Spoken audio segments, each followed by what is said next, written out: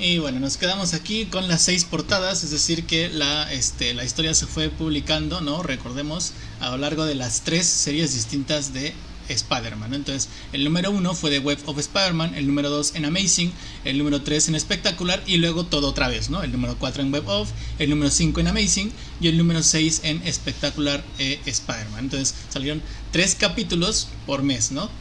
Los 3 primeros un mes y al siguiente mes los 3 últimos, ¿no? Bueno, eso ahorita vamos un poco más con calma al tema de la estructura, pero antes quiero hablar de otras cosas importantes, ¿no? Y un tema muy interesante, ¿no? Que Mateis también toca en este prólogo de la edición que ustedes tienen, ¿no? Que insisto es un TPB en inglés publicado en el 2006, ¿no? Si mal no recuerdo la fecha, donde Mateis cuenta todo este trasfondo en que pues básicamente él construye la historia en un momento en el que él está sufriendo una fuerte depresión, ¿no? O sea, él realmente se encontraba en un estado de ánimo muy crítico, muy delicado. No dice exactamente qué le pasó, pues tampoco vamos a empezar aquí con chismeríos, ¿no? No es necesario saber. El caso es que él no se encontraba, digamos, en las condiciones psicológicas, ¿no? Adecuadas para escribir, ¿no? Y no obstante, o sea, él utilizó precisamente toda esa depresión, ¿no? Toda esa negatividad, por así decirlo, ¿no? Todo ese pesimismo y lo plasmó en la historia, ¿no? Eso es como, pues muy interesante, ¿no? O sea, muchas veces se dice, ¿no? Y se cacarea que el arte refleja la vida, etcétera, pero muchas veces también no nos podemos a pensar cómo la gente llama genios a los autores, ¿no? De manera quizá muy sencilla, ¿no? Muy a la ligera, cuando en realidad muchas veces las grandes obras, ¿no? Salen a la luz precisamente porque se da todo este conjunto de factores, ¿no? Que pues básicamente se encuentran uno al otro al mismo tiempo, ¿no? Es decir, que Di Mattei sin estas condiciones seguramente no hubiera podido escribir Kraven Last Hunt de la manera en que lo hizo, ¿no? Y pues es muy fuerte, ¿no? Es muy terrible cómo se necesitó que una persona estuviera completamente destruida, completamente destrozada, para que nosotros pudiéramos disfrutar de de una gran historia, ¿no? En el cómic de Spider-Man. Entonces, pues nada más me gustaría pues poner en relieve, digamos, este dato, ¿no? Y de hecho, justamente Di Mattei dice, no sé realmente por qué momento estuviera pasando Maisek, pero me imagino que era un bastante similar, ¿no? Bastante similar porque Maisek, como decía Hal, me parece, o José Daniel, no recuerdo, me siguió el paso, ¿no? Me siguió el paso para el tono, es el tono exacto que yo quería imprimirle a la historia, que es este tono oscuro, este tono, pues eso, muy pesimista, muy terrible, ¿no? Por eso es que ahorita con las viñetas que estamos viendo en presentación, pues generalmente la historia va a dominar la noche, ¿no? Toda la historia, casi en su totalidad, sucede en la noche y sucede bajo la tormenta también, ¿no? Entonces va a ser muy importante estas viñetas donde la lluvia esté cayendo, donde los relámpagos, ¿no? Estén haciendo su estruendo, ¿no? Precisamente vemos ahí la onomatopeya, o sea, no vemos solamente la imagen, ¿no? De cómo pues digamos Mary Jane y Peter están bajo el relámpago, ¿no? Del trueno, sino que además vemos la onomatopeya en grande, ¿no? Básicamente cruzando toda la viñeta y acompañando al protagonista. Y también van a ser muy importantes todos estas como manchas, ¿no? De suciedad, manchas de lápiz, ¿no? Que le intentaban pues precisamente, insisto, imprimir toda esta oscuridad a la historia, ¿no? Aquí la viñeta que estamos viendo del lado izquierdo pertenece al coloreado original. Y generalmente las manchas, ojo, se perdieron mucho en el recoloreado, ¿eh? Entonces, precisamente por eso es que traigo en específico este ejemplo del arte original, ¿no? Insisto, Di Mattei dijo que Mike Zeck nunca se lo contó, pero pues que se imaginaban que básicamente estaba pasando también por momentos muy difíciles, ¿no? Y que pues evidentemente por eso es que la historia tiene el tono que tiene, ¿no? Bastante depresivo, bastante negativo, ¿no? Por así decirlo, ¿no? Según yo también tiene mucho optimismo, pero bueno, eso lo veremos en unos momentos, ¿no? Y bueno, pues básicamente para rescatar lo que decía Daniel y lo que decía Hal, a ver, para mí esta no solamente es la mejor historia de Spider-Man, ¿no? En lo que respecta al argumento, ¿no? Sino también es el mejor arte de Spider-Man que yo he visto jamás, ¿no? O sea, cómo dibuja Mary Jane, cómo dibuja Spider-Man, cómo dibuja las poses de acción, la silueta, ¿no? O sea, yo este nivel no lo vi jamás y jamás lo volví a ver, ¿no? Que me perdone Bagley, que me perdone McFarlane, que me perdonen todos los grandes dibujantes, ¿no? Yo insisto, ¿no? Cuando hablamos de runs, yo siempre digo lo mismo, ¿no? Mi dibujo favorito es el de John Romita Jr. en los 80s, ¿no? Ojo, con Roger Stern, no con Straczynski y todas esas cosas, no, eso no, en los 80s, ¿no? Y en escritura, pues es el de Jerry Conway, ¿no? Pero si me dijeras, olvídate de runs y dime cuál es el mejor así por ser el mejor exclusivamente, Kraven Last Hunt, ¿no? Es decir, la escritura de DeMatteis y el arte de Mike Zeck en esta historia, ¿no? Yo, la verdad es que este nivel de arte a mí me vuelve loco, ¿no? Y creo que las viñetas que estamos viendo justamente, pues se ve claramente, ¿no? Realmente la calidad. Entonces, bueno, pues nada más para poner en relieve también ese detalle, ¿no? Y continuamos. Bueno, a ver, ahora sí ya entramos ya de lleno al tema de la literatura como tal, ¿no? Y bueno, básicamente lo que voy a decir según yo es muy sencillo, pero creo que para personas pues que no estén acostumbradas, digamos, con este tipo de análisis, quizá pueda sonar un poco pesado, ¿no? O sea, son temas un poquito densos. Entonces, yo voy a hacer el intento de que sean lo más sencillos posibles, ¿no? O sea, no voy a entrar, no me voy a clavar tanto, ¿no? En la teoría y en los conceptos filosóficos y demás. Voy a tratar de dejarlo, ¿no? Como en la superficie, ¿no? Como de manera muy, muy, muy sencilla. Porque creo que no es necesario tampoco entrar demasiado in the rabbit hole, ¿no? Como dicen los gringos. Entonces, ¿cuál es precisamente el término que quiero proponer para el análisis de Kraven Last Hunt? Pues precisamente el de intertextualidad, ¿no? ¿Qué es la intertextualidad? De manera muy sencilla. Básicamente es una teoría que dice que un texto literario siempre va a depender de otros textos literarios, ¿no? Por influencia, por citación, pues por alusión incluso indirecta, ¿no? Es decir, que el autor no se está dando cuenta que está copiando a uno de sus grandes referentes, ¿no? Y entonces, en un texto siempre vamos a encontrar huellas y reminiscencia de textos pasados, ¿no? Y justamente me parece que este es un término de teoría literaria bastante duro, ¿no? Es mucho más complicado de lo que acabo de decir, pero insisto, no voy a ir más allá. Pero es un término que nos puede servir para descubrir, ¿no? lo que es a mi gusto toda la complejidad de la historia de Kraven Last Hunt, ¿no?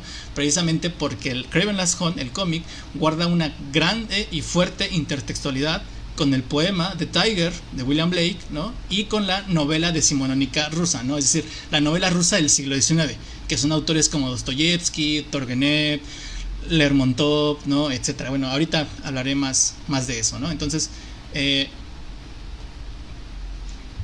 un poco el análisis que voy a hacer a continuación es revisar, ¿no? Revisando cómo se relaciona el cómic, cómo se relaciona la historia de Kraven Last Hunt con estas obras literarias, ¿no? Y básicamente qué es lo que rescató DeMatteis de estos clásicos de la literatura y lo trasladó directamente al cómic, ¿no? Entonces, vamos a ver. Directamente empezamos, ¿no? Con The Tiger de William Blake, que es un poema pues bastante famoso, ¿no? Bastante citado, que se ha servido como influencia, ¿no? Y como, insisto, cita literaria, como epígrafe para muchas de las obras de la literatura.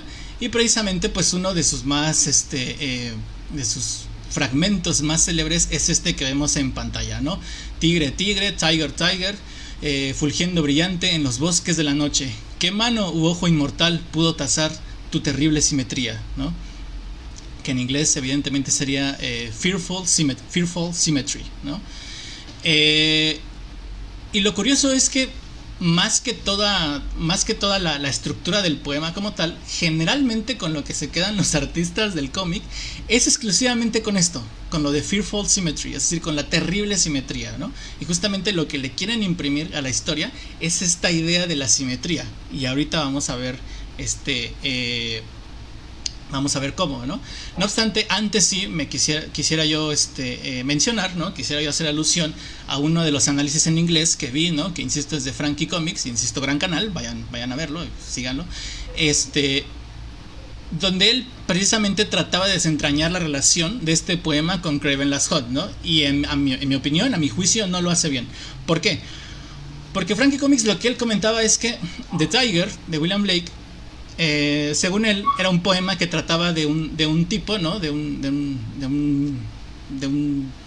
pues, de un yo poético, por así decirlo. Soy un perro a ladrar, no sé quién tiene el audio, mis amigos. Perdón. Y entonces, básicamente él dice, el poema se trata de un yo poético que intenta entender, ¿no?, cómo está compuesto el tigre, cuáles son los elementos que componen al tigre como tal. Y él decía, lo que está haciendo Craven en el cómic es básicamente eso, ¿no? O sea, Craven sería el yo poético que está intentando entender cuáles son los elementos que componen a la araña. Si nosotros revisamos la historia del cómic, esa explicación tiene todo el sentido del mundo, ¿no? ¿Cuál es el problema de explicación? Que funciona perfectamente a la perfección con el cómic, pero no funciona con el poema, porque de eso no es lo que está hablando William Blake en The Tiger, en el tigre. No es un yo poético que está intentando entender cómo está compuesto el tigre. Entonces, para entender cuál es el rescate que está haciendo DeMatteis como tal, habría que ver un poquito de manera muy somera, ¿no?, de manera muy rápida, cuál es el juego que está proponiendo William Blake con el tigre, ¿no? Insisto, de manera muy superficial, porque de hecho William Blake es un poeta muy, muy complejo, ¿no? Bueno, ¿cuál es el juego? Básicamente, The Tiger es un poema que se incluyó en esta antología poética que ustedes están viendo a la derecha de la pantalla, que se llama Songs of Experience, ¿no? Cantos de experiencia, que se publicó en 1794. ¿Cuál es realmente la dinámica que está proponiendo Blake con Cantos de Experiencia? Bueno, que es un libro que funciona como un paralelismo a un libro que ya había sacado hace unos años antes, ¿no?, que es Songs of Innocence, Cantos de Inocencia, que sacó pues con exactitud 5 años antes, ¿no?, en 1789. De hecho, si se fijan en los propios títulos, ya podemos encontrar un juego poético, ¿no?, en la terminación, es decir, hay rima, Experience, Innocence, ¿no?, experiencia, inocencia, IA, es similar la rima, ¿no? Y entonces, ¿cuál es realmente aquí el juego? Bueno, que en The Songs of Experience, los cantos de experiencia, van a funcionar como una respuesta para cada uno de los poemas de Cantos de Inocencia. Es decir, que el primer poema de Cantos de Experiencia es una respuesta al primer poema de Cantos de Inocencia, el segundo es una respuesta al segundo, y así sucesivamente, ¿no? Y entonces tenemos dos libros hermanados, dos libros paralelos que crean un diálogo entre uno y otro, ¿no? ¿Qué es lo que quiero decir con esto? Que The Tiger no se puede entender por sí solo, porque The Tiger es un poema que está respondiendo a otro poema que ya había creado Blake hace muchos años, que es El Cordero, ¿no? Y básicamente lo que está haciendo aquí Blake pues es, insisto, crear un diálogo entre estas dos figuras, un diálogo entre los dos poemas, y pues proponer un mensaje en general, ¿no? ¿Cuál es el juego de la obra de Blake como tal? Bueno, insisto que no voy a entrar muy a profundidad, ¿no? Pero si a alguien le interesan los datos literarios, pues evidentemente Blake era un poeta del romanticismo, ¿no?, romanticismo europeo, y el romanticismo pues fue un movimiento que se caracterizó por ser muy religioso, en extremo religioso. Entonces mucha de la poesía del romanticismo era con alusión a Dios, con alusión a religión, con alusión, etcétera, ¿no?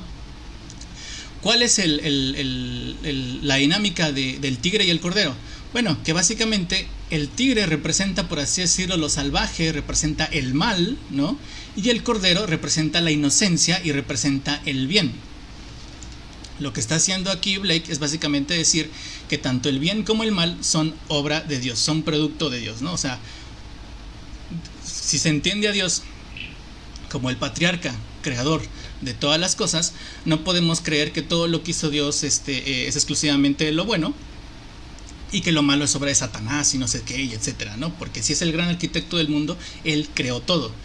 Y si creó todo, creó evidentemente los opuestos, creó los contrarios. Y todo está en un equilibrio divino, básicamente, ¿no? Y por eso es que insiste todo esto con la terrible simetría, etcétera, etcétera, etcétera, ¿no? Bueno, en fin, insisto, son temas bastante complejos que no vale la pena que profundicemos más allá.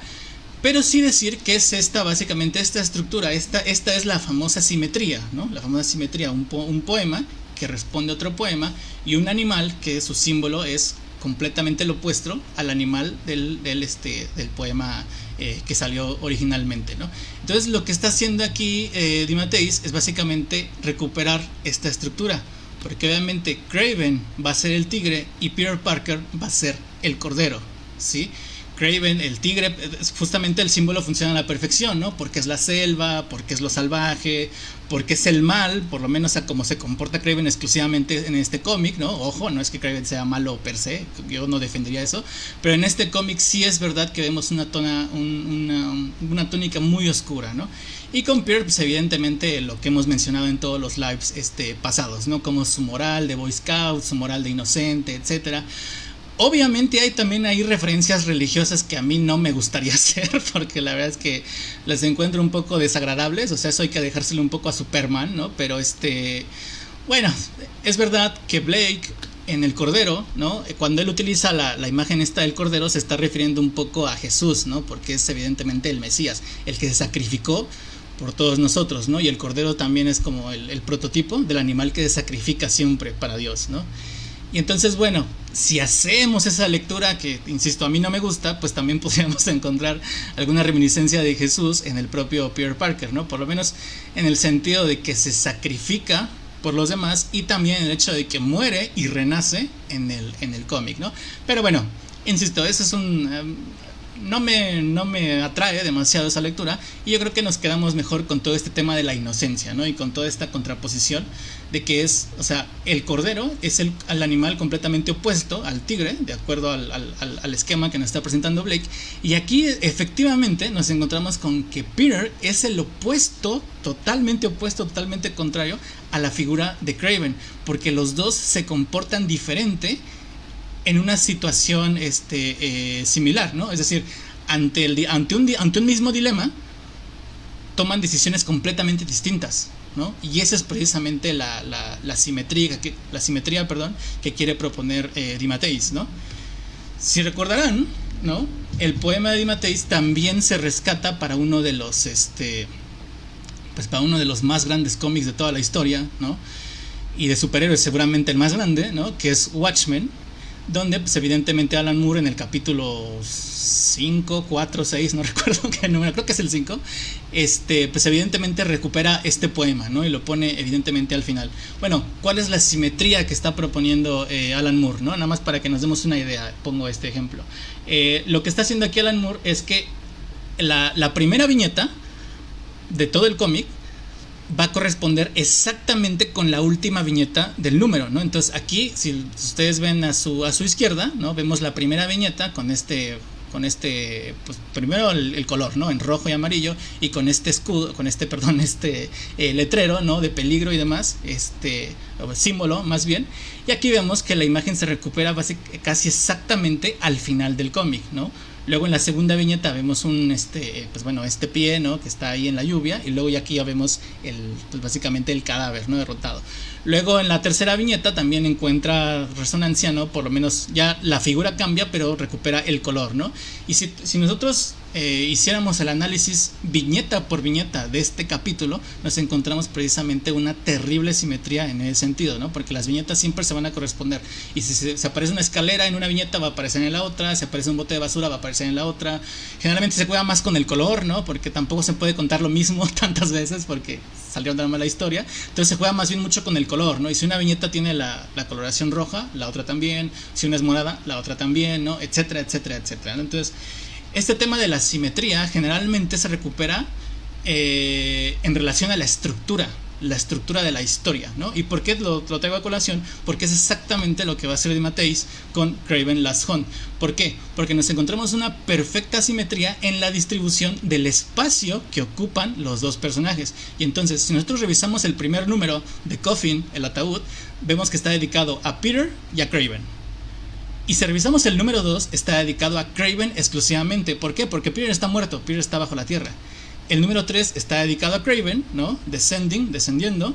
El número 4, Resurrection, está dedicado ya a Peter en solitario, ojo. El número 5, Thunder, Trueno, está dedicado a Kraven y a Peter, otra vez, en conjunto.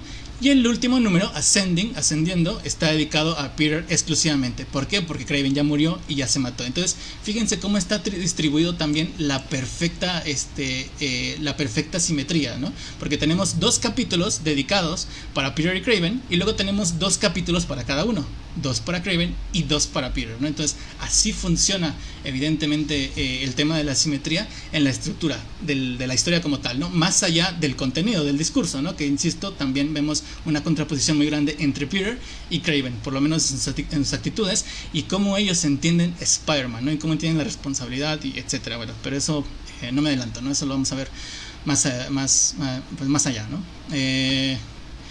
Y si nosotros nos quedamos con esta estructura, ¿no? O sea, si nosotros nos quedamos, ojo, por ejemplo, si tomamos a consideración nada más los cómics en donde sale Peter, por una parte, y luego por otra parte tomamos a consideración los cómics donde exclusivamente sale Kraven, ¿no? Tenemos que se cuentan 2 historias en este cómic. Tenemos una historia de ascenso y una historia de caída. Tenemos una historia de resurrección y tenemos una historia de muerte, porque Peter básicamente va en ascenso, ¿no? El ataúd, resurrección, trueno, ascenso, va hacia arriba, y Kraven va hacia abajo, el ataúd arrastrándose, descenso y trueno, ¿no? Trueno, thunder, hay que entenderlo evidentemente como este ruido, ¿no? Este estruendo que hace la escopeta en el momento en que Kraven se mata a sí mismo, ¿no? Eso es lo que quiere hacer referencia. Trueno, thunder, es el disparo de su muerte. Entonces, mientras que uno renace y va hacia arriba, otro está en completa decadencia y va hacia abajo y muere al final del cómic, ¿no? Entonces, también aquí nos encontramos la terrible simetría o la perfecta simetría en la historia, ¿vale? Y si nosotros nos quedamos exclusivamente con el mensaje como tal de cada una de las 2 historias, nos encontramos que Peter es el ascenso, la resurrección de un hombre, y Kraven la caída y la muerte de un hombre, ¿no? También se me hace muy importante analizar la historia desde este punto de vista. ¿Por qué? Porque insisto, en estos análisis en inglés que vi, ¿no? Como el de Frankie Comics, que insisto que es muy bueno, pero no estoy de acuerdo mucho en las cosas que dice. Él dice, por ejemplo, dice: yo no estoy de acuerdo en que este cómic sea el mejor cómic de Spider-Man. ¿Por qué? Porque es un cómic de Kraven, porque está exclusivamente dedicado a Kraven. Bueno, yo lo que quiero mostrar precisamente con el tema de la estructura es que eso es una mentira, porque el cómic no está exclusivamente dedicado a Kraven. El cómic tiene una propuesta dual, ¿no? Insisto, la simetría.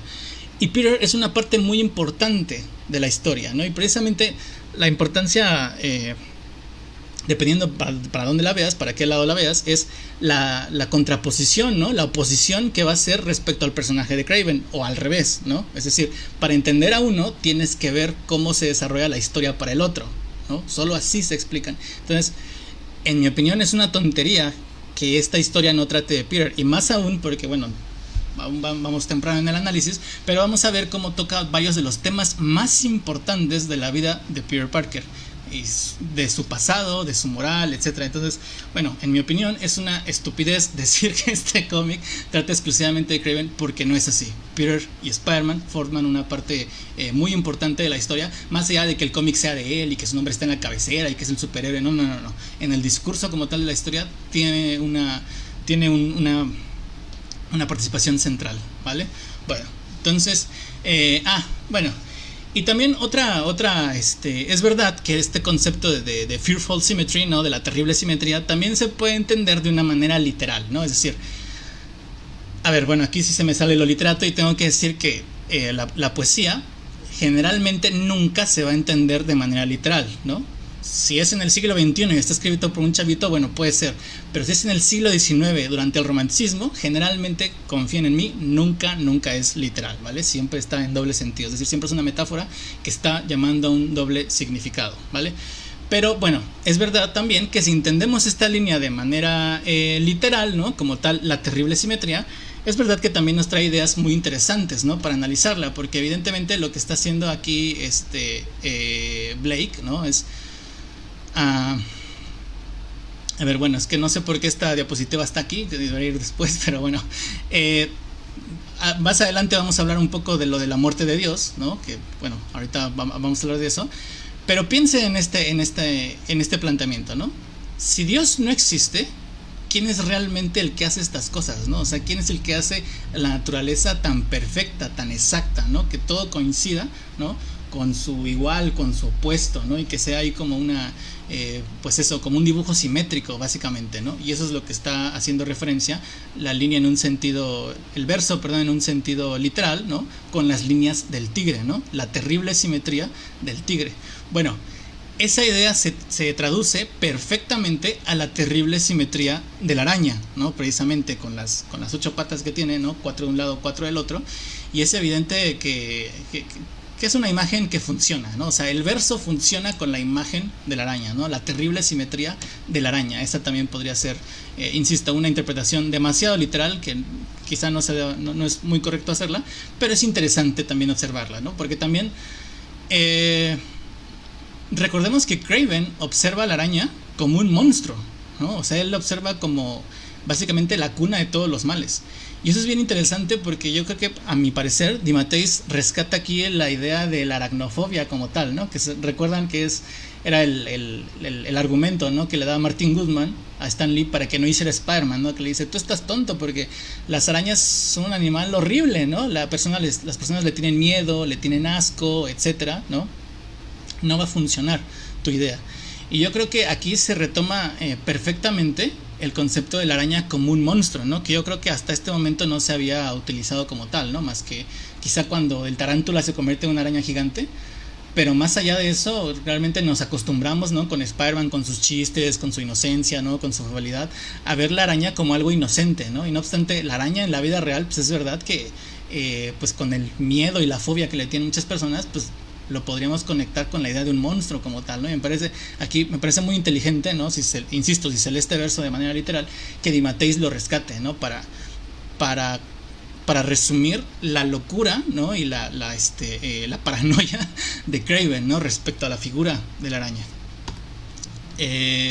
Bueno, y como les venía comentando, pues evidentemente nos encontramos con una historia, ¿no? Que propone una terrible simetría, una perfecta simetría entre estos dos personajes, ¿no? Y entonces un personaje va a tener un tratamiento específico en la historia y otro personaje va a tener otro tratamiento distinto, ¿no? Y aquí en el análisis literario me gustaría concentrarme en la figura de Kraven, ¿vale? Precisamente porque hace falta conectarlo con toda esta idea de la literatura decimonónica rusa, ¿no? La novela del siglo XIX en Rusia. ¿Por qué? Porque Kraven en esta historia es un personaje nihilista, ¿vale?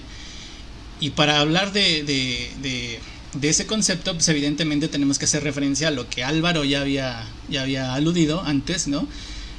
Que le puse Dostoyevsky a DeMatteis, madre mía. Bueno, ese es un error de la diapositiva, disculpen eso.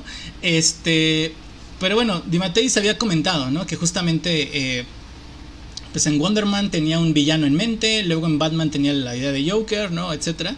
Y cuando trae la idea a Spider-Man y Jim Owsley la acepta, el pacto en el que habían llegado en un inicio era que DeMatteis iba a inventar un villano nuevo para la historia, ¿vale? Porque pues los villanos de Spider-Man no, pues supongo que ninguno le llenaba el ojo, o pues básicamente querían contar algo nuevo, ¿no? Algo original.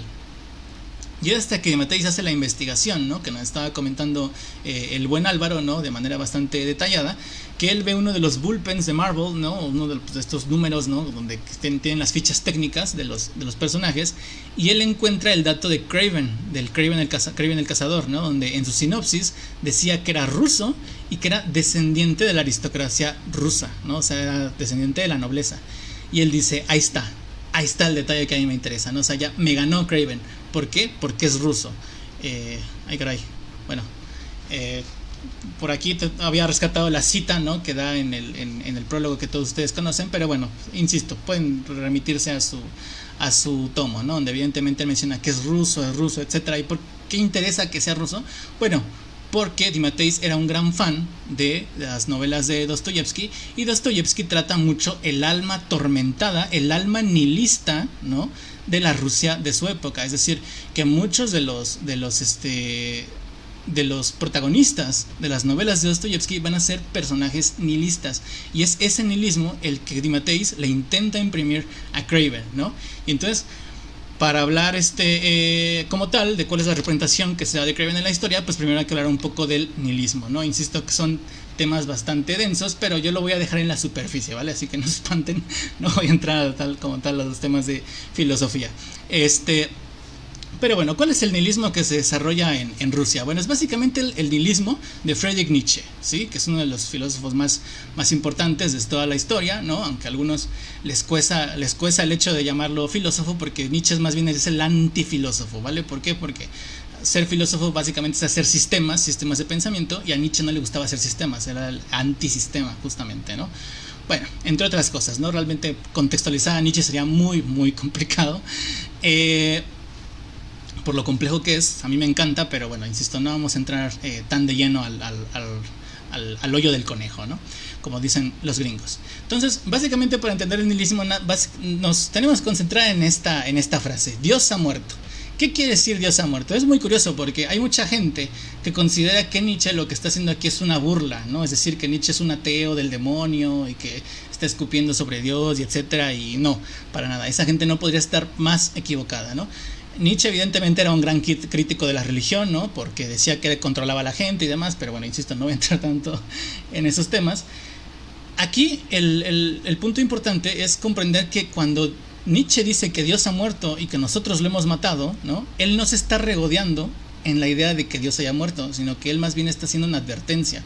Él observa como un peligro que Dios haya muerto. ¿Por qué? Porque si Dios deja de existir, ¿no?, muchas personas van a perder su fundamento vital, ¿no? Es decir, su idea de consuelo, ¿no? Es decir, por ejemplo, ya no se le quita la explicación a quién creó el universo, por qué estamos aquí, cuál es nuestro destino, de qué sirve la vida, ¿no?, etcétera. Dios responde a todas esas preguntas, ¿no? Y si quitas la idea de Dios, te quedas en una completa incertidumbre, caes en el nihilismo porque dejas de creer en todas las cosas, ¿no?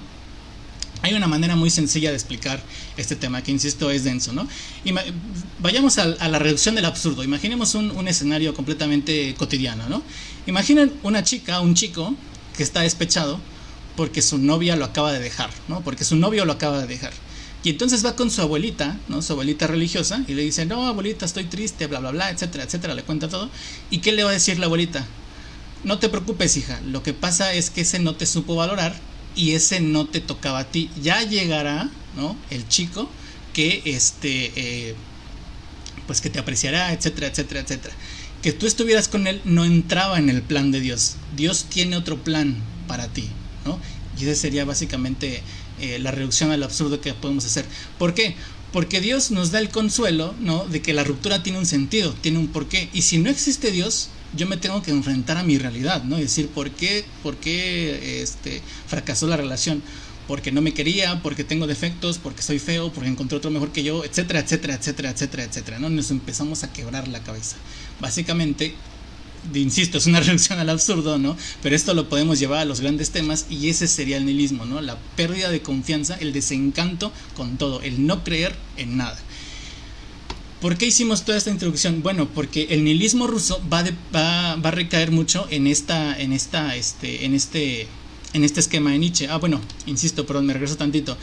Nietzsche no se regodea en la idea del nihilismo. Nietzsche observa el nihilismo como un peligro. Él dice: el nihilismo es una forma de autodestruirte, porque el nihilismo no te va a llevar más que a una senda negativa, ¿no?, en donde vas a acabar en la muerte, ¿no? Y por eso es que él va a proponer soluciones, va a proponer el Übermensch, el superhombre, etcétera, etcétera, etcétera, sus maneras de superarlo, ¿no? Pero es este esquema el que rescatan, ¿no?, las novelas rusas del siglo XIX, ¿no? Y antes de Dostoyevsky nos tenemos que quedar con sus grandes influencias, ¿no?, que son Lermontov en la novela El héroe de nuestro tiempo y Turgenev en la novela Padres e hijos, ¿no? Bueno, para no aburrirlos con toda la historia literaria y demás y este tipo de cosas, ¿qué es lo que tendríamos que entender aquí? Que en estas novelas el protagonista es nihilista, y porque es nihilista se autodestruye y al final se suicida. Ojo, al final se mata. ¿Por qué? Porque no cree en nada, y no creer en nada es un peligro, ¿no?, que termina acabando con tu vida, ¿sí? Entonces ya van viendo para dónde va la cosa, ¿no? Evidentemente el esquema que está rescatando Di Matteis, ¿no?, es un esquema nihilista para Craven, ¿no?, porque es su descreencia en todas las cosas, ¿no?, lo que lo va a llevar a una senda de autodestrucción, y por eso se va a quitar la vida, ¿sí? Bueno, Dostoyevsky en Los hermanos Karamazov, el personaje nihilista es Iván, ¿no? Iván Karamazov, que bueno, Iván como tal no muere en la novela, pero Iván pierde la cordura, Iván queda loco, ¿no? Y de hecho ni sabemos qué pasó con él, ¿no? Pero la última vez que lo vemos en la novela, él queda loco. Insisto, otra vez haciendo esta alusión, ¿no? De que Craven él no queda loco al final de la historia, sino que pierde la cordura al inicio de la historia, ¿no? Y al final se mata. Entonces, insisto, rescata todo este esquema nihilista de los grandes, ¿no? Autores rusos del siglo XIX, ¿no? Perdón, esta era la parte que estaba buscando hace rato, ¿no? Que es la que introduce DeMatteis, ¿no? En este prólogo, ¿no? Al TPB del 2006, ¿no? Donde dice que, bueno, que el hecho de que Craven sea ruso, ¿no? Él lo hace recordar a Dostoyevsky, a Crime and Punishment, bueno, Crimen y Castigo, a los hermanos Karamazov, ¿no? Y que pues evidentemente le interesan el retrato de la idea de la, perdón, el retrato del alma atormentada que hicieron estas novelas, ¿no? Y él intenta un poco imitar, ¿no? El alma atormentada rusa en el personaje de Craven. Y entonces, por eso es que cuando inicia esta historia, ¿no? Es muy importante todo el esquema psicológico, ¿no? Que Craven traza para sí mismo en su monólogo, ¿no? Un monólogo, pues buenísimo, ¿no? De la historia del cómic. Que justamente, pues él empieza a rescatar, a describir todo su desencanto con el mundo, ¿no? Su desencanto con la Rusia comunista, ¿no? Porque él evidentemente es descendiente de nobles, ¿no? Y como ustedes saben, la revolución comunista lo que hizo es quitar a los nobles del poder, ¿no? O sea, es decir, para que entiendan este tema de los zar, un zar entiéndalo como un rey, ¿no? Un rey con nobleza, etcétera. Y la revolución comunista es tomar el poder para los trabajadores, para los pobres, ¿no? Entre comillas. Y entonces es expulsar a los ricos, ¿no? Y entonces sus padres, que eran de la nobleza, fueron los que se vieron expulsados de Rusia y huyeron a Estados Unidos, ¿no? Pero ¿qué pasó? Que en Estados Unidos, o sea, el capitalismo tampoco es un sistema como tal que dé, pues que dé cabida a los nobles como tal, ¿no? Porque el capitalismo es un sistema que promulga el esfuerzo, ¿no? El trabajo, es decir, tú mismo hazte tu propia riqueza, no que tu riqueza te la transmitan por sangre, por ejemplo, ¿no? Entonces, bueno, los padres de Craven básicamente no encajaron en Estados Unidos en el capitalismo, y entonces pues Craven, en su visión infantil, en su visión de niño, en su visión nihilista, ¿no? De descreimiento total, y empieza a ver enemigos en todos lados, ¿no? Y entonces la Rusia zarista murió, la Rusia comunista es un enemigo, Estados Unidos, el capitalismo es un pues es un sistema decadente, ¿no?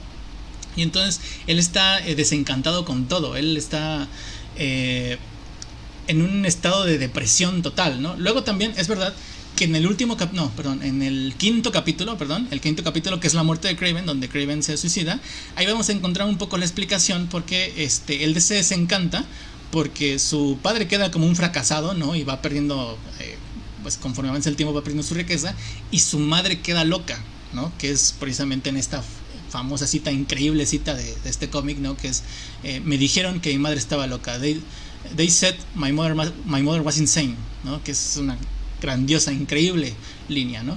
Pero entonces él culpa la decadencia de su padre y la locura de su madre a estos discursos, a estas figuras, y las observa como sus enemigos, ¿no? Y por eso es que después él va a decir, es que ni zarismo, ni comunismo, ni capitalismo, nada sirve, ¿no? La civilización está corrupta, la ciudad, ¿no? es un cúmulo, ¿no? De corrupción. Entonces yo por eso huyo de la ciudad y me voy a la selva, ¿no? Ese fue durante ciertos años, ¿no? Como una solución que él encontró a su nihilismo, ¿no? A su descreencia. Ojo, este esquema del pasado de Craven no existía hasta este entonces, ¿eh? O sea, realmente nunca se había contado nada del pasado de Craven, ¿no? Y es DeMatteis el que observa la oportunidad y le da todo este trasfondo al personaje, ¿no? Que por cierto es un trasfondo riquísimo, interesantísimo, ¿no? Muy bueno. Y bueno, hace el personaje muy, muy complejo, ¿no? Pero bueno, en fin, entonces él se va a la selva, ¿no? Un poco para huir insisto, de la corrupción, de la decadencia, de la ciudad, la civilización, ¿no? O sea, la civilización es como la anticivilización, por así decirlo, ¿no? Que esto también, bueno, esto ya no lo quise traer al tema de la literatura porque iba a ser demasiado, pero esto también es un tópico literario, sépanlo, es el tópico literario en la poesía que se llama,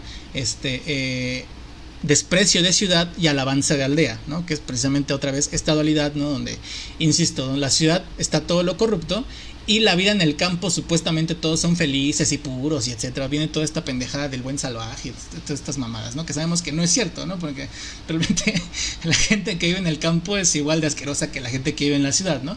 Pero bueno, respecto a este tópico, respecto a este esquema, ¿no? Que haría una persona como Craven, ¿no? Pues pues él piensa, ¿no? Que la vida en la selva es mucho más pura. ¿Por qué? Porque él no convive con nosotros humanos, él convive con animales, ¿no? Convive con otros animales, cazando, ¿no? Etcétera. Y ahí es precisamente la idea del honor que se perdió, ¿no? En la extinta Rusia zarista, ¿no? Él la recupera en el honor de la caza, ¿no? El enfrentamiento, la victoria, ¿no? Etcétera. Bueno, conforme avancemos en el análisis iremos comentando un poquito más de todo este tema, ¿no? Pero el caso es que él encuentra orgullo, ¿no? En la idea de que él haya sido capaz de cazar a todos los animales existentes, ¿no? Hasta que se encuentra con Spider-Man. Y Spider-Man es una bestia, es un animal que él no logra cazar, porque cada vez que se encuentran, cada vez que se enfrentan, ¿no? Kraven cae derrotado. Y entonces, ¿qué pasa? Que Kraven, la locura de Kraven que propone DeMatteis acá, o sea, la manera en la que él se vuelve loco, él va a ver en Spider-Man a su enemigo, ¿no? O sea, como va a resumir en él todos los males del mundo, ¿no? Es decir, Spider-Man no es nada más, o sea, la araña no es Spider-Man, ni es Peter Parker. La araña es la extinta Rusia zarista, es la Rusia comunista, es el capitalismo de Estados Unidos, es la civilización, ¿no? Etcétera. O sea, va a resumir, va a concentrar en la araña todo su odio, va a concentrar en su figura todo su desprecio. Y entonces la manera que tiene él supuestamente de liberarse por fin de pues de este sinsabor es en la idea de acabar con la araña, ¿no?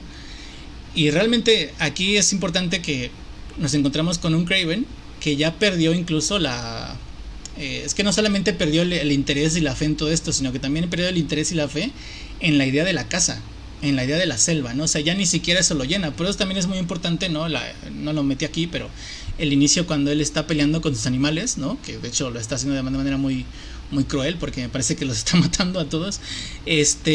¿Por qué? Porque ya ni eso le trae satisfacción, ¿no? Entonces, precisamente nos tenemos que quedar con la idea de que Kraven es un alma nihilista, por así decirlo, ¿no?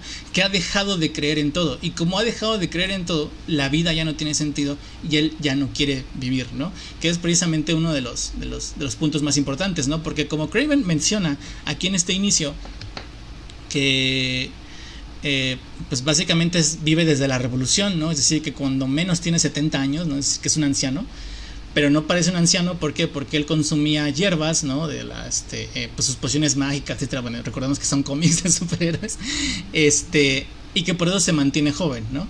Y él dice, pero es que en mi edad real, pues realmente estoy ya a punto de morir, ¿no? O sea, ya estoy en mi decadencia. Y muchos interpretan que realmente, que él va a morir mañana, ¿no? Y como va a morir mañana, ya hace todo lo que hace en la historia. Y no, realmente yo insisto que hay que quedarse más bien con la idea de la depresión, con la idea de dejar de creer, ¿no? Un desencanto total con el mundo. Y es eso lo que lo lleva a la idea del suicidio, ¿no? Porque si realmente fuera a morir, pues simplemente pudo haber esperado, ¿no? A que el momento llegara y adiós mundo, ¿no? Y me voy feliz supuestamente. Y no, él se suicida precisamente, ¿no? Que no es lo mismo. Entonces, bueno, eso sería todo respecto a Kraven, si no mal recuerdo. Bueno, esta cita es muy importante, ¿no? Esto sucede en el capítulo 5, ¿no? Thunder, cuando ya Spider-Man lo encuentra y aquí bajan a ver a Vermin, ¿no? Que él tiene esta cita increíble, ¿no? Nunca, bueno, no la dice como tal, esto lo escribí yo, pero es que nunca ha conocido la felicidad, ¿no? Y precisamente eso sería como tal, pues una manera de nihilismo y una manera de autodestrucción como tal, ¿no? O sea, el nihilismo es peligroso, pues, eso lo quiero decir, porque hay mucho chavito mamón, ¿no? Que cree que descreer de todo es cool y etcétera, y no chicos, no lo vean así nunca, ¿no?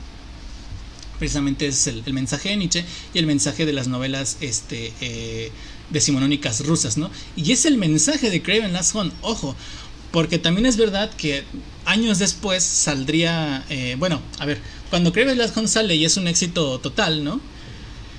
A DeMatteis lo empiezan a acusar de que, según unos lectores ignorantes, DeMatteis está haciendo apología del suicidio. Es decir, que lo está romantizando, lo está idealizando Y todo lo contrario, evidentemente DeMatteis lo que está haciendo aquí es como los novelistas rusos, ¿no? Está advirtiendo sobre él, ¿no? O sea, lo está pintando como una historia de autodestrucción. Y entonces dice DeMatteis, no, o sea, la gente que está diciendo eso no entendió mi historia, ¿no? Y entonces tuvo que sacar un segundo cómic que se llama Alma del Cazador, una cosa así, no recuerdo bien, donde, bueno, Kraven vuelve como fantasma, ¿no? Y empiezan a hacer ahí todo mismo. Eso es. No es buena, pues, no es buena. O sea, ya le quita la magia a esta historia, entonces no la tienen que leer. Pero sí, es importante mencionar la anécdota en el sentido de que la historia original, ¿no?, de Kraven Last Hunt se puede entender como una advertencia contra el suicidio. No le están ni idealizando ni haciendo una historia ahí romántica, no, para nada, ¿no? Y DeMatteis así lo consideró y por eso es que escribe esta segunda historia para explicar mejor sus intenciones, ¿vale?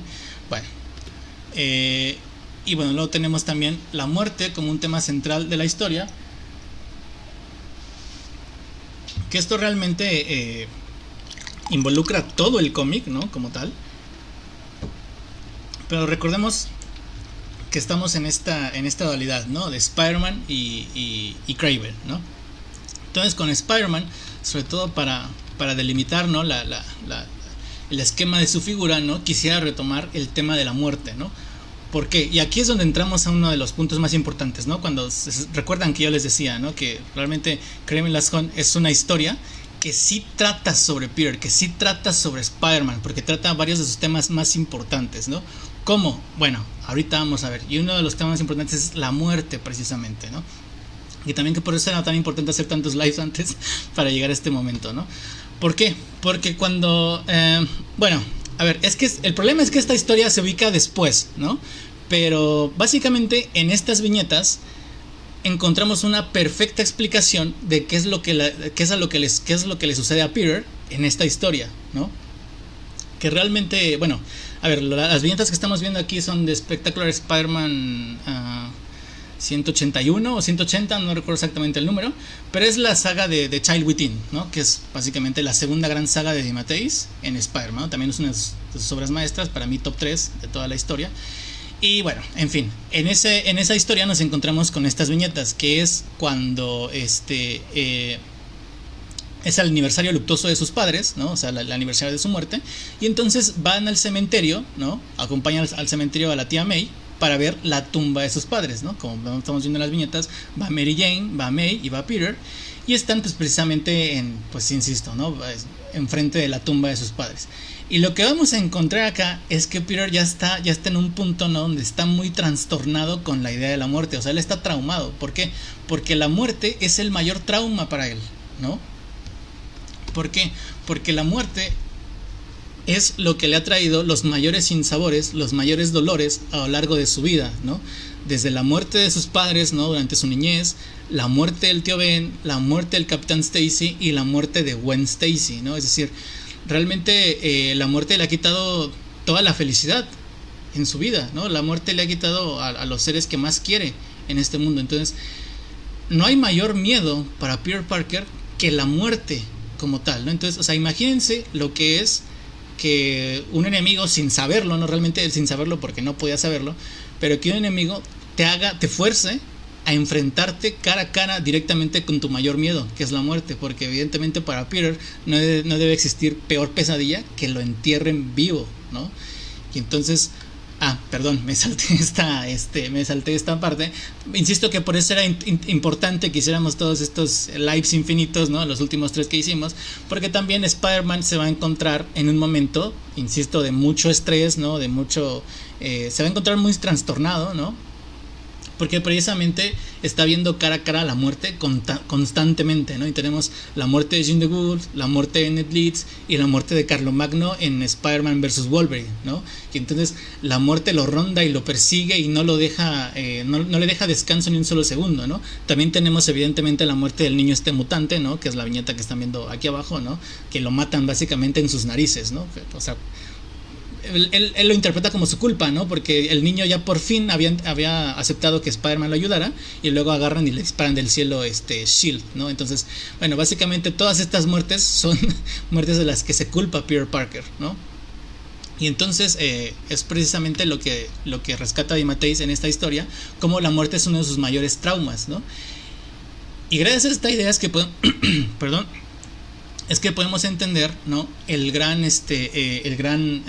martirio, ¿no? Agonía que sufre perdón, que sufre Peter durante Kraven Last Hunt, ¿no? Porque evidentemente si la muerte es el peor trauma para él, ¿no? Pues no hay mayor agonía que el hecho de que te entierren vivo, ¿no? Que, insisto, que te fuercen a enfrentarte a la muerte cara a cara, ¿no? Y entonces aquí tenemos evidentemente estas viñetas que lo reflejan a la perfección, ¿no?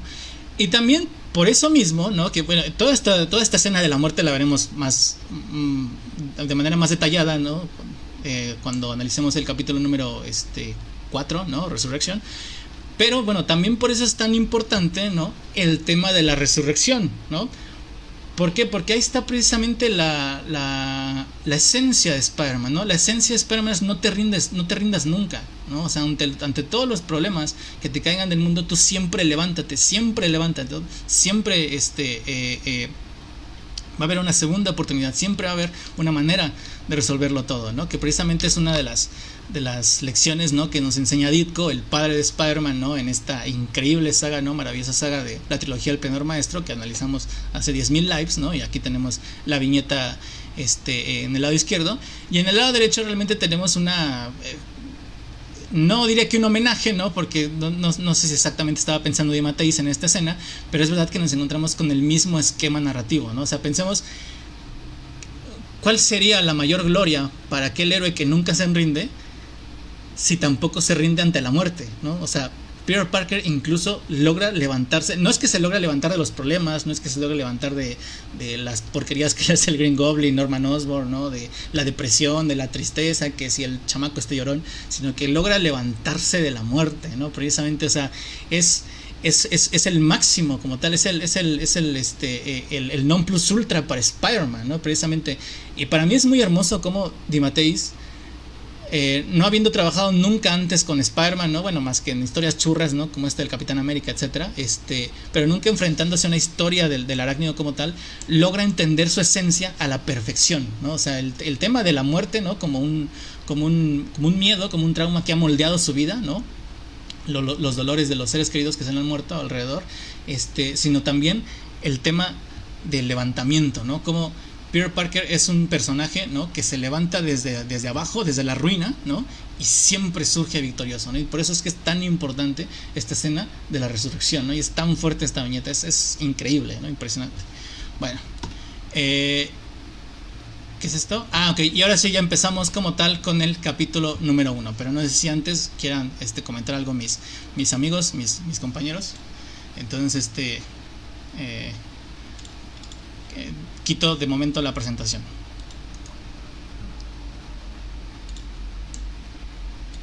A ver, ahí estamos. Lo que decías que eso de que muchas personas confunden, por ejemplo, que podría ser un especial fuera de colección, ¿no? O sea, es la historia de Kraven, ¿no? Pues la saga de Kraven en 6 partes, un tomito, un capítulo, o la novela gráfica de Kraven. Eso también lo confunden mucho con Batman Año 1, donde ahí dicen, no es la historia de Batman, sino es la historia del comisionado Gordon. Y cuando no es así, pues porque tanto en Batman Año 1 van mezclándose las historias de Batman con el comisionado, igual acá también. Tiene bastante protagonismo Kraven, pero no es exactamente como muchos dicen todo el protagonismo, ¿no es cierto? En eso sí he visto que muchas personas ahí no es que fallan, ¿no? O sea, como que confunden un poco, ¿no? Otra cosa más es de estas historias de lo que has hablado. La historia de Spider-Man es trágica. O sea, es como si tuviera un halo de mala suerte donde la muerte está presente en él, ¿no? No la muerte de inocentes o no, la muerte cotidiana que es inherente a la vida, sino muchas personas cerca a él, muchísimas, o sea, ¿no? De hecho, si es que termina con Betty Brant es porque se da cuenta de eso, ¿no? Cuando muere su hermano, es o sea, que ya desde ese momento Peter sabe, ¿no? Y la famosa imagen Sí, de que buena, los buena. Esa fue Hombre una que Araña me, va a separar siempre esa a fue una Peter que me faltó añadir. Tienes, de la felicidad, ¿no? sí, esa fue una que me faltó añadir. Tienes toda la razón. Porque muere su hermano es que corta con Betty Brant, ¿no? Entonces también es otro trauma añadido. Sí, muy, muy bien visto. Entonces, acá llegar hasta este punto, ya tantas historias, o sea, prácticamente hemos llegado a los 24 años, ¿no es cierto? De Hombre Araña. No, ya 25, son 25 años, entonces ya la gente estaba para estas historias, ya se adelantó mucho. Eh, Buenísima historia, ¿no? ¿Qué más podemos decir? Otra cosa más también que quería comentar mm, muchas veces eh, nos quejamos de los guionistas, ¿no? Sobre todo ahora en la...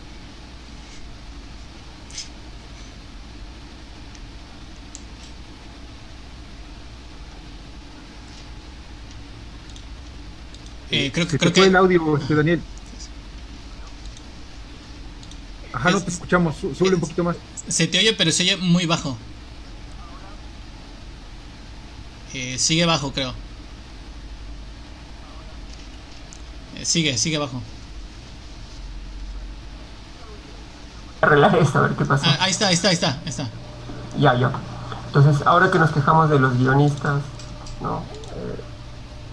Y que hay muchos dibujantes y pocos guionistas, eh, justamente es esto, ¿no? O sea, cómo Stan Lee y así Disco dieron unos puntos básicos, ¿no? Ruso, que es ruso, creen que es ruso por lo exotismo, ¿no? En los 60 más que era súper enemigos Estados Unidos con Rusia. Un cazador en la selva, y luego vas viendo otros cómics, cierto sentido del honor, como Jim Matisse, ¿no? Agarra, lo exprime, lo logra sacar tal personalidad compleja, donde decimos, pues, los personajes estos de toda la vida no son los malos son los guionistas, ¿no? O sea, ¿cómo le pudo haber sacado tanta profundidad? Eh, Esperemos que esto de los guionistas sea pasajero y otra vez regrese, ¿no? Algo así. Que regresen los nuevos buenos guionistas, donde se puede sacar de estos personajes tanta y tanta historia, tanto y tanto trasfondo, ¿no? ¿Alguien más quiere comentar? Mm, Pues a lo Yo, yo, mejor yo. Ah, perdón, no, adelante, Cal. Bueno, sí, va a ser breve. Creo que también podemos analizar lo que también puede significar la muerte del lado de Kraven, porque precisamente como él lo ha visto a lo largo de su vida, superar los desafíos, pero la muerte lo ve como algo más natural, ¿no? Porque precisamente cuando toca el tema de su madre, eh, precisamente por sus desafíos y en busca del honor y la dignidad, sus presas pues hasta las tiene como trofeos, ¿no?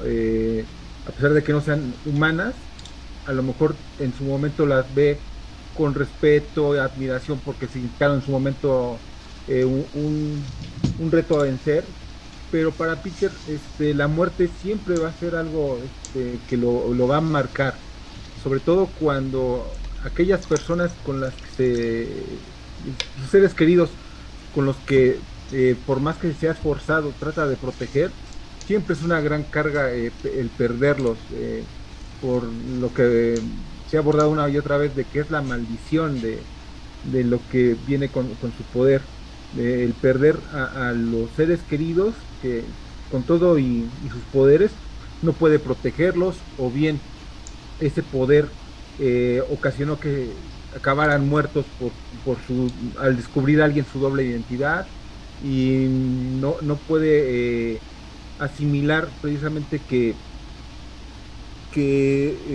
a lo mejor muchas veces no tiene mucho que ver y cierto grado de culpa, pero cuando está involucrado alguno de sus villanos, eh, sale, sale a relucir esa amargura y rechazo a la muerte, esa aberración hacia ella.